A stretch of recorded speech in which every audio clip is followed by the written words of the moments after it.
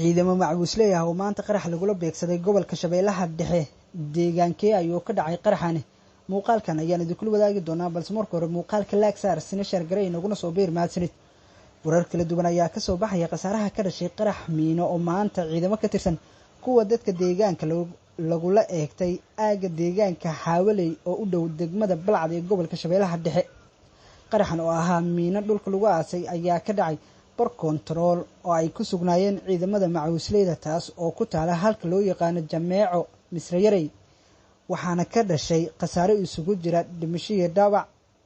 inta la xaqiijiyay waxa weerarkan qaraxa ahaa ku dhintay ugu yaraan 2 qof oo shacab ah oo goobta ka agdhawaa halka ay ku dhaawacmeen 2 askari oo kamid ah ciidanka macbuusleyda deegaanka ee gobolka Shabeellaha Dhexe dhaawacyada askarta oo xaaladooda aad u liidato ayaa lagu soo waramayaa in si degdeg ah loogu soo qaaday magaalada caasimadda ee Muqdisho oo haatan lagu dabiibayo xaaladooda caafimaad xaaladda goobta uu qarax ka dhacay ayaa weli kacsan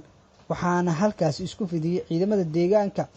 oo howlgalo lagu baadigoobayo raggii falka ka dambeeyay ka wada halkaasi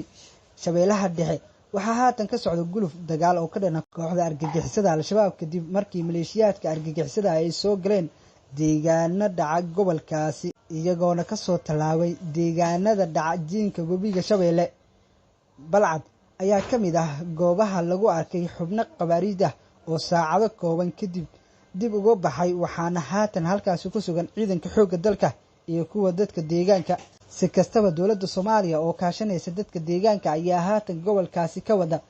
howlgalo lagu difaacayo in Al-Shabaab ay dib ugu soo laabtaan deegaanadii hore looga saaray dhowr sano ka hor dagaalkan ayaa sidoo kale weji cusub yeeshay waxaana ku soo biiray Itoobiya oo ciidamadii ugu badnaa soo gelisay xadka Soomaaliya